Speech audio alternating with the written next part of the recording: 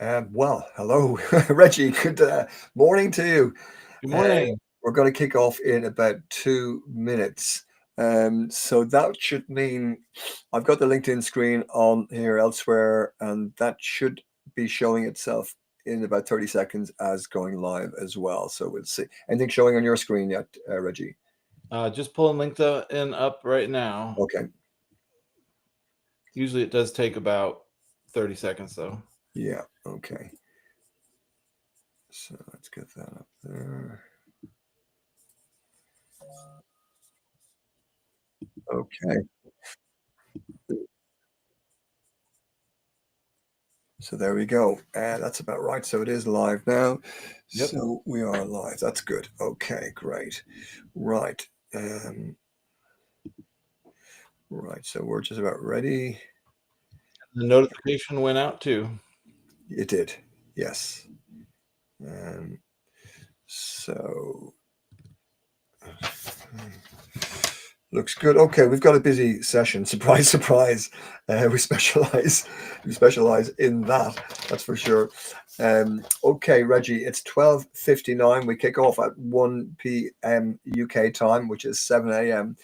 your time in Texas. Thank you for getting up at this obscene hour. Welcome, everybody. It's 1 o'clock. Welcome to the Sustac Plans Chat Club. I'm here with Reggie Johnson from Fort Worth and Howdy. myself, R. Smith. Just call me Paul. Good morning, Reggie. How are you? I'm doing well. How about yourself?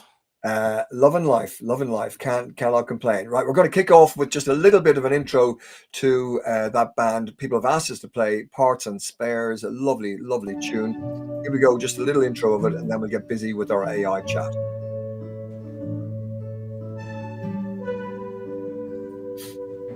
Another simple face. She's going through her life. The time to say she's crazy. She's wasted all her time. But the walls are getting closer. The space up in the light. She can hear the traffic hang around. Where the lovers came round earlier tonight.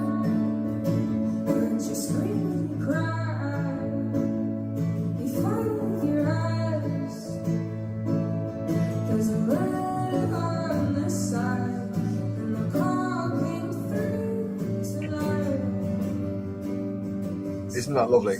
A local neighbour, no less, created that piece of music. We'll play the full thing at the end of our chat. But as always, we have a busy session coming. So let's see. Today we're going to talk about adding AI layers to your brain. And then we follow that with asking questions about, well, cognitive debt, this process of losing some of your cognitive processes through overuse of AI. Is this real or not? Then a shocking piece from Reggie about waiting to have kids until Neuralink is ready. That's really strange stuff.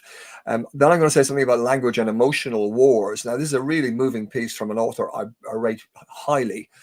He's also a brilliant PR guy as well, but very literate.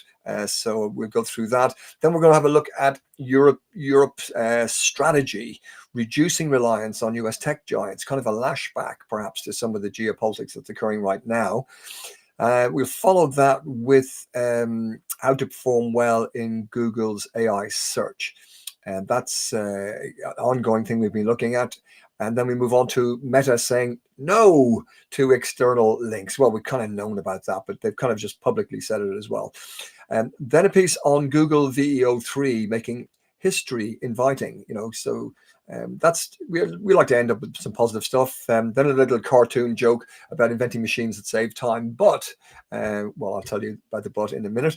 And we'll finish then with a tip or a suggestion about a course about critical thinking. As you know, we talk about critical thinking a lot and how AI can damage it. We'll mention it today as well. But we found a little LinkedIn course that I'm going to take this week, and maybe Reggie, you might dip your toes in it if you have time, and anybody else, we'd be delighted to hear of your feedback as always.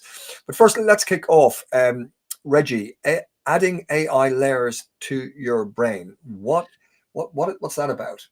Well, this is a fascinating one, Paul.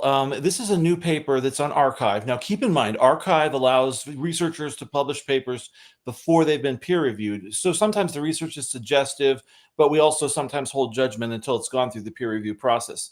Nonetheless, what this study did is three conditions. It had people write an SAT style essay. In one condition was using only your brain, another one using Google search, the old fashioned from my generation where you Googled things and you reviewed the sources as well, and then using Chat GPT. And not so surprisingly, then they measured people's brain activity with EEG. Not so surprisingly, they found the highest engagement of the brain was with the brain only, followed by Google search, and the lowest engagement was the LLMs, the Chat GPT. And that was a concern, was the weakened engagement. Also, people felt like the work was not theirs. They were less likely to integrate what they had learned or to be able to quote from it. It was better with the Google search. There was more ownership, but still the highest engagement was brain only. Now they did a twist. They took it afterward and they switched people to a different condition. And the interesting thing is, if you started out with the LLM, the Chat GPT, and you wrote an essay, then you tried to do it with your brain alone, the results weren't that great. You had lowered brain activity during the part where you were doing brain alone, suggesting a sort of cognitive dependency, cognitive offloading, cognitive debt, they called it. But what was fascinating was that if you started with the brain only and then you did the Chat GPT version, you had higher brain engagement than if you had just started with Chat GPT version. So let me ask you, Reggie, sorry for interrupting you. Brain only version and then Chat GPT would mean, for example, that you write an essay, you do your first draft yourself, and then you feed it in and ask for help. Is that the gist? Exactly. Then the second step is using, and this is something why you see a number of people recommending this, and I recommend this.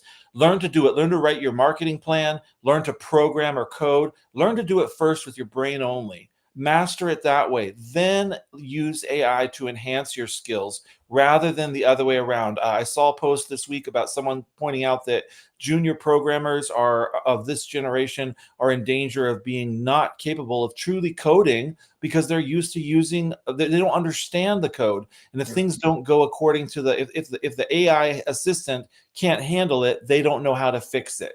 And this is again, Reggie, sorry for jumping in. This is fascinating. I think we might have referred to this. Was it the term used, or was it the right term, code debt, or debt of code? So that cognitive debt, I think they call it. No, separate to cognitive debt, which I'll talk about in a few minutes.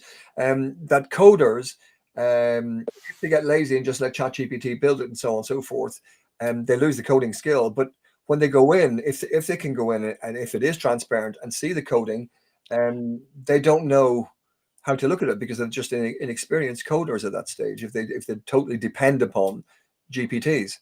Yes, and so that sets up a code debt where in the future we're not able to necessarily be able to properly look at things. And so that's why it's just another way underscoring, learn to master something first with your brain only, and then bring in the LLMs or the AI tools to help 10x your content or enhance your skills. Okay, I gotcha. Now that makes a lot of sense because I've always said, if you're using GPTs to generate marketing plans, beware, because for example, strategy is a pretty weak area for a lot of people, and therefore there's not a lot of good material on strategy, in my opinion, particularly marketing strategy.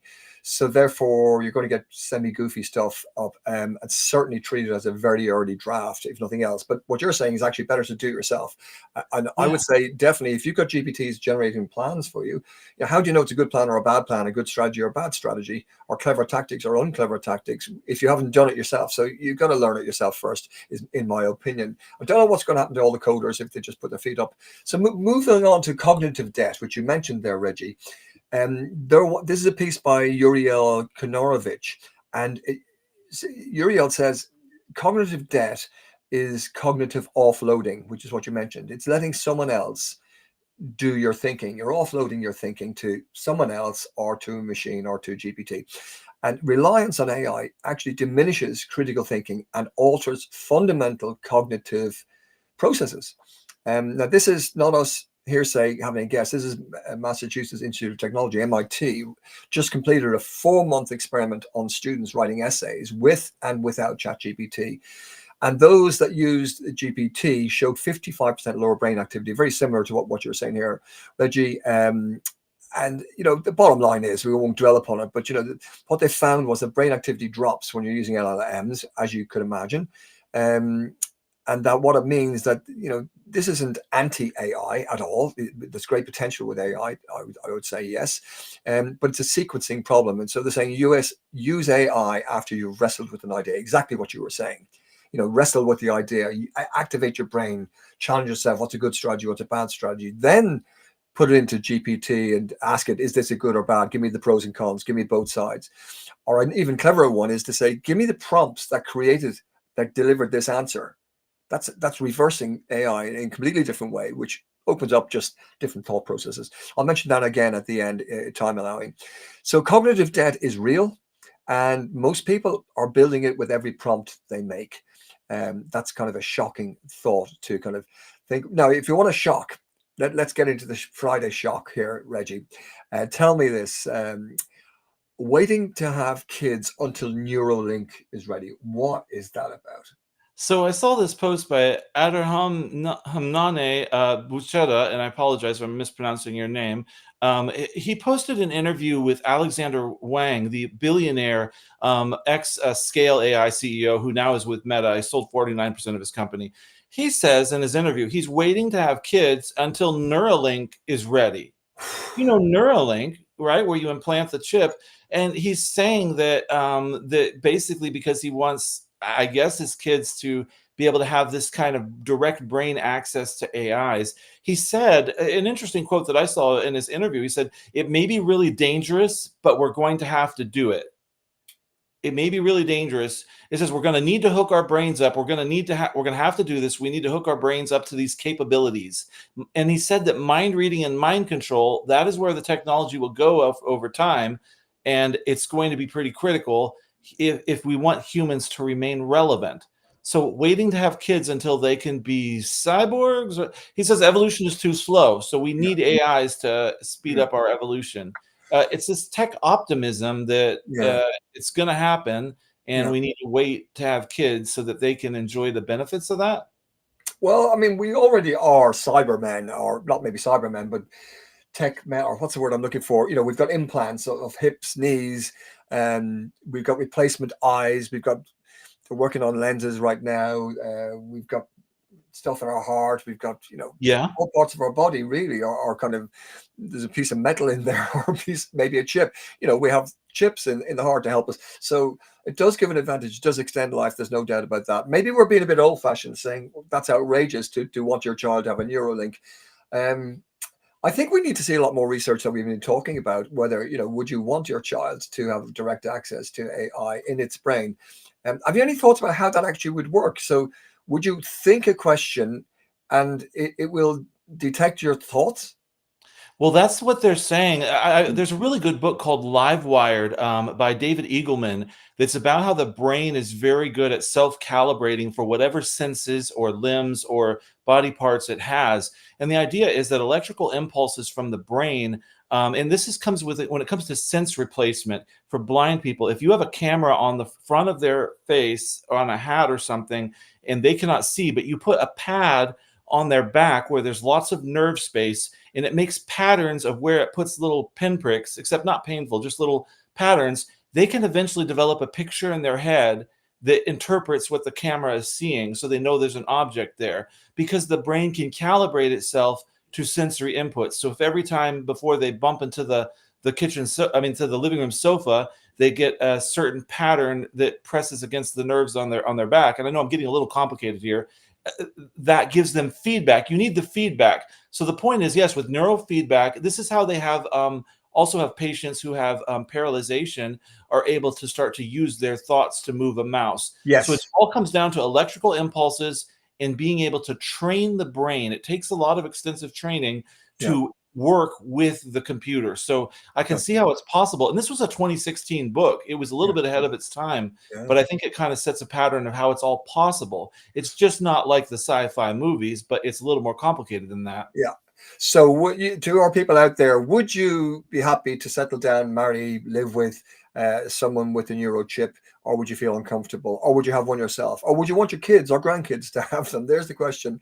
Love to hear your thoughts. I can see Robin and Alberta there. Oh, well, Others. Alexander Wang said that it was because there's this specific period of time where users where young people are so neuroplastic that it makes all the difference. Getting a neurochip in the first 7 years of life is supposed to be really different than getting it later on, and you Yeah. can never have that window again. That's why it's so important to do it in childhood, which I thought was really fascinating, because that also means the kid could never be the same. They could never take it out and be quote unquote normal again. But like you said, we've already got other things. So Well, then we get to the question of, would you want your child to be over intelligent? Would that be a burden to carry, the weight of the world on your shoulders? Who knows?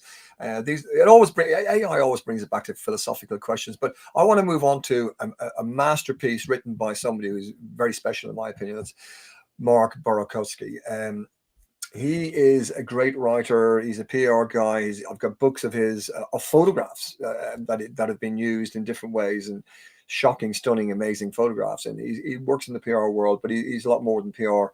And he wrote this piece about, I call it language and emotion wars. And I'm going to just read you some of it, because and we'll put the links to it, as we always do, into the show notes on prsmith.org/AI-topics. And Reggie might be kind of just stick that up there for people so they can find it easily enough. This is his piece where he says, in a world buckling under chaos, spectacle, and weaponized noise, one truth cuts through. The most dangerous weapon today isn't an AI weaponized drone. It's language. Not the kind of 20th century lingua franca of international relations that builds bridges, the type that now distorts, seduces, and detonates. Language is stripped of nuance, engineered for dominance in a factory with Orwellian practices and Silicon Valley branding. It doesn't explain the world, it edits it, it curates it, it wraps it in performance. And we're so desensitized by this that we're casually scrolling through the apocalypse that's occurring, it seems like right now. Traditional media, with all its flaws, has been bulldozed by a rage economy that runs on dopamine and division. Platforms don't reward truth, they reward velocity. Conflict goes viral. Complexity dies in the draft. And in that vacuum, language becomes choreography, precision strike, extraordinary care, collateral damage. These aren't explanations, they're camouflage. The bureaucratic dark poetry is designed to muffle the sound of falling buildings and the cries of grieving parents. The emotional fallout is real, but the messaging is manufactured. October 7th, horror, blood, hostages. A day etched in trauma, then twisted into political collateral. Grief has become a public asset, traded daily. Meanwhile, Gaza is reduced to a spectacle of ruin. Children buried, murderous queues for food, lives obliterated, each death reframed in a real time by spokespeople who've mastered the art of moral laundering. Every protest is consumed by the machine. Greta Thunberg sails toward crisis on her #selfie yacht and instantly becomes a cipher. Hero, villain, nuisance, depending on which narrative trends first. That's very interesting. Which narrative trends first? Speed, get it out there, get it out there. The gesture barely matters. What matters is how fast it can be sliced into content. This is the emotional war. It's not just a battle for land or legitimacy, but for the story itself. Every statement is spin. Every silence is a strategy. Every outrage is a carefully edited moment in someone else's feed. And behind all of it, human beings waiting, weeping, enduring. Their pain is too complex to trend, too human for the algorithm. We're not in a crisis of information. We're in a crisis of meaning, of memory, of care. Unless we integrate the language, unless we push past the sound bites, the framing, and the instant virality, we'll continue to play our role in the performance. Because if we don't, we're not just watching the war, we're part of the campaign. And if we don't reclaim our ability to think, what we've been talking about, Reggie, if we don't reclaim our ability to think, to feel, and to call out this sanitized spectacle for what it is, then we lose the very thing that makes us human. Food for thought. Brilliantly written. We'll put the link up there because I think that's worth digesting a few times over. A lot to be said. We could talk about that for the rest of the day, but we've only got a limited time here. We end in 30 minutes, everything that we start with. So we're going to move on. We'll leave you chew on that beautiful piece. And we move on to something about European strategy, reducing reliance on US tech giants. Yes. So Dr. Sarah L. Deeb, a friend of this show, posted that Germany pulls the plug on Teams, Microsoft Teams. She said that Schleswig-Holstein, which is a region in Germany, a state of Germany, has officially said goodbye to Microsoft tools. So they've evidently decided that no officials in their state are going to be using Microsoft tools again. And it's part of a strategy to, in quotes, take back control over data storage and ensure digital sovereignty. She also mentions that Denmark may soon follow, while France is also circling the exit. Just because reducing reliance on U.S. tech giants, a couple of reasons why. We've seen geopolitical, you could call it extortion, potentially by U.S. government administration trying to take advantage of other companies' reliance on U.S. other countries' reliance on U.S. companies. And we've also seen the geopolitical power games of the tech companies themselves. So there's maybe a feeling around the world of not wanting to be overly reliant on these tech giants or on the United States with such uncooperative forces in control in the United States right now of politics.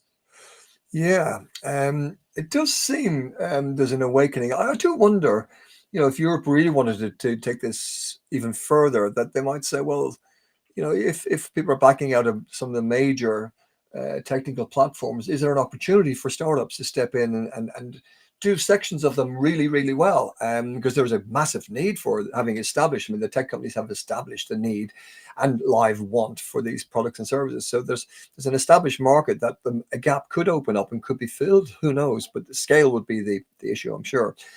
Let's stay positive, though, Reggie. Can we help people perform well in Google's AI search? Is this something that we can give a bit of guidance? We've kind of touched upon it. We had to rush to it last week. So any more on it? Yes. So John Mueller, who's well known in search circles as a representative of Google with Google Search Relations, he posted on Google's Search Central blog something about showing up in Google's AI search experiences. Now, there's something called AI Mode, which is being rolled out to the United States as of May. It's supposed to no longer require opt-in, but when I went in and looked at it both on my phone and on my computer, I still had to click on the little flask, the little beaker icon, which is for Search Labs, and turn on AI Mode. And then that allows AI Mode to show up beside images and news and the web and the other types of search. Okay, sorry, Reggie. Lucky you, because we ain't got it over here yet, unless anybody else tells me otherwise. I can't see it on my Google, so lucky you. Yeah, well, it's right now I still had to turn it on in Search Labs, but they say it's going to be rolling out, so you don't have to do that. Yeah. But either way, what it is it's a more AI-based search interface that allows for deeper questioning. But it's only one of their AI search experiences. AI overviews, which started in Search Labs as well, but now they're on the main pages. You can't avoid them if you want to, or it's very hard to. They used to have a thing where you could turn that off. I wonder if that's still there. But anyhow, the people have asked, how can we show up in these places? And kind of what we've been talking about, those of us who've been studying SEO for a while have said, is that it's not that different than what we've been doing for SEO. And one of the main things is to remember that whether it's general search, the traditional search for SEO, or whether it's AI results, they're still just a proxy for the user's needs and what the user is looking for. And satisfying the user is still the primary goal, according to John Mueller. And so if you're solving for the user, you're going to be more likely to have success creating pages and content that will satisfy users' query. Now, there are also some more technical suggestions other than providing unique, valuable content. He also talks about providing a great page experience. I don't need to go into too much detail on some of these things because I know some of them get technical, but ensuring we can access your content. This is something for your content management system or your webmaster to make sure that your content is indexable and can show on search results. Manage visibility with preview controls. There are new parameters you can set to specifically dictate which areas will not show up in snippets or in which ones will. So that's another tool. Again, it's for someone that's familiar with the code, so I won't go into too much detail. Don't want to get too technical. Make sure your structured data matches the visible content. You've probably heard me mention schema.org. This is structured data that's about, say, if you have a blog post, it's the name of the blog, the author of the blog, what the blog is about, or an FAQ. An FAQ is a common one. Instead of frequently asked questions, because Google likes to pose questions, that's a valuable one. Those are schemas. They're metadata. It's not the type of data that shows up on your page. It's the metadata, but making sure that structured data matches what's visible on your page so as not to mislead the bots. But using structured data makes it easy for bots, which makes it easier for them to weave your content into the snippets. And I'll just go through these others quickly. Go beyond text for multimodal search. People are using audio and photo for search now. And so make sure you're including good quality media. Understanding the full value of your visits. Clicks are kind of an outdated metric because really what they're saying is that with these AI overviews, when someone clicks on your AI overview, there may be fewer clicks, but the clicks are more valuable because they're more engaged, they're more invested, more conversion. So look at metrics beyond traffic and then evolve with your users. Users have already gone beyond just the 10 blue links to use audio search and other kinds of search, looking for social media, looking for images. So evolve with your users.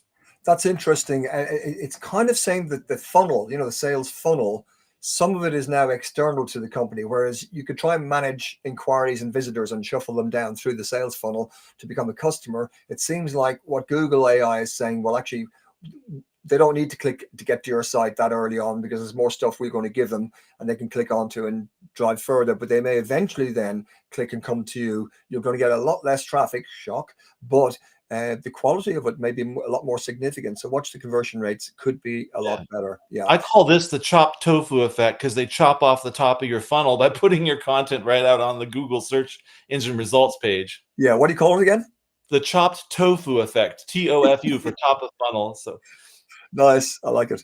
Very good. Okay. Well, I'm just going to say one sentence about Meta saying no to external links. They've said no to external links. Surprise, surprise. So what everybody does is they put the external links in the comments. I mean, everybody's been at that for a long time, but it does stop you being penalized by various spiders that would be crawling the internet or your site for answers. If they see an external link, they don't like that because it's going to take people away from the traffic or whatever platform you're on. So tend to put those in the comments, and that solves that problem. Okay, we've got 4 minutes left. We always like to finish on a bit of good news. History, boring, exciting, dull. Well, those that say it's dull, how could you say it's dull if you're showing an amazing bit of video? But our video is complex. Reggie, you found something for us. yeah, so there was this interesting thing. Alex Banks posted this vlog of the Greeks using the Trojan horse. Can you believe it? A vlog, a video blog. So instead of just reading paragraph after paragraph of prose about the Greeks attacking and destroying Troy, finally, it's a vlog style with a Greek warrior holding out his phone and giving updated reports about, okay, we're just about to get to Troy. We've been trying for 10 years to defeat this place, and we're going to try something different. And then, okay, it's later in the same night. We haven't been able to get in. We're trying to think of some way to hide and get in. I can't imagine what we're going to hide in. Then, all right, the boys have made this horse. We're going to try to get inside. And it's fascinating, really well done. And it was created with Google's VO3. It's a video generation by AI. And then they show him, he's even running inside of the city's on fire and we've succeeded. And then, all right, we're heading back home. We did it after 10 long years. Thanks everybody. Be sure and subscribe, as though he's a YouTube blogger or vlogger telling you about how the Greeks destroyed or defeated Troy using the Trojan horse. He's a topless Trojan with his spear and his sword and his beard, and he's mixing up with the rest of the army. It's an interesting way to share history for those that how could you not be interested in history when you hear stories like that? So I wouldn't want to use only that, but wouldn't want to use only that. But boy, it could sure enhance the paragraphs of prose. Yeah. Yeah, and we could do this reverse prompt thing, this extra little tip that I was saving till the end, which is asking, feed into GPT that clip of film and then asking it what prompts would have been used to create this. And it would give you perhaps a list of the statistics and the facts that you might want to see written in text. Would be interesting to see what comes out of that. I like that little tip. If anybody experiments with that reverse GPT prompt tip, let us know how you get on with it. It sounds like a good one. Reggie, thank you very much for that. We've got 2 minutes before we finish. I just wanted to say this little saw this beautiful little cartoon, which we'll post in the notes. Again, you can get the notes on pearsmith.org/AI-topics. It's a really, really nice little post. I'll tell you what, I won't spoil it. I'll just say to you, it's a bunch of aliens kind of looking down on planet Earth and talking about how they were worried about machines that save time, or how humans wanted to build machines that save time. But well, what's happened is that all humans spend nearly all their waking time now looking at these machines or these screens. So kind of the irony of it, the aliens are having a great laugh at us humans trying to build machines that save time. Yet we spend most of our time looking at these machines or screens. Well, it's a bit ironic, that one, but there you go. So we put that little cartoon in there. You can have a look at that in your own time. And we have found a course on critical thinking. It's on LinkedIn. So I'm going to try it. I'll be sharing the link with everybody in the notes on pearsmith.org/AI-topics, and we'll put the link in there. I'm going to do it this week. I'll report back to you, or if anybody else does it, we'd be happy to hear from you to come and tell us what you thought of it. And that brings us just about to 1:30. I've got my Lions shirt on, as you can see, Reggie. The Lions, for those of you who don't know, around the rest of the world, the Lions is a very special rugby team that only plays once every 4 years. So they play this year, tonight, they play their first in a series of games, and the Lions come from 4 countries: Ireland, England, Scotland, and Wales. Now, normally these guys are beating the living daylights out of each other, but on this occasion they come together and they play together. And so they're off to Australia on this trip, and then 4 years later they'll go to New Zealand. 4 years later they'll go to South Africa. 4 years later, 12 years from now, they will go to Australia again. So it's only once every 12 years they visit Australia. So this is an exciting moment, if you like, for the Lions. They kick off with a home game in Dublin tonight, and then they fly out to South Africa. So yeah, I can't wait for it. 8 o'clock tonight, and hence I've got the shirt on to commemorate the great day that's in it. I wish everybody a great weekend. It's 1:30. As always, we try to be respectful of your time and pressures. It's Friday. We wish you a great weekend, Reggie Johnson. Nice to see you. Have a great weekend, Paul. Thanks very much, Reggie. You too. I know it's only breakfast time, and we do appreciate you getting up at this obscene hour. It is very much appreciated. You're a good sport. Okay, we're going to finish with the same piece of music, which is from Parts and Spares. Next week, I found a sensational young singer. This lady has a beautiful voice. She's only 14, and I'll tell you the full story next week, but stunning. So we play her for you next week. So for now, this is Parts and Spares, a lovely way to end the show. Have a great weekend, everybody. We shall see you next Friday. Cheers, Reggie.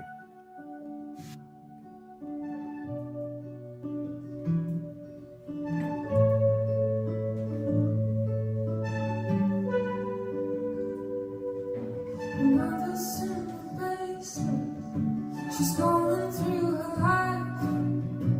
It's hard to say she's crazy. She's wasted all her time. But the walls are getting closer. The space up in the light. She can hear the traffic hang around where the lovers came round earlier tonight. Heard you scream and cry. You fight with your eyes. There's a murder on this side, and the call came through.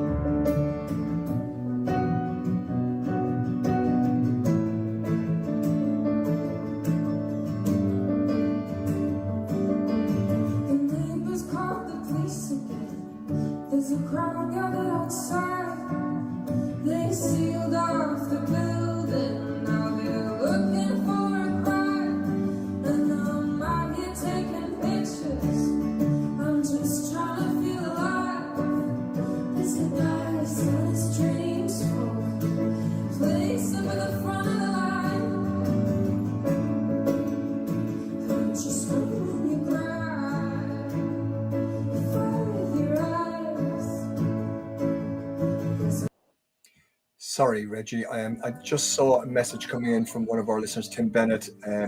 He's having a big event in London, the Beach Party. If anybody has a chance, we put that in the show notes, www.aibeachparty.co.uk. So we'll put that in the notes. And that's actually a beach on the River Thames in London, with everybody talking about AI and advanced technology and so on. So we'll stick that in the show notes. Beach Party on Monday in London, not to be missed.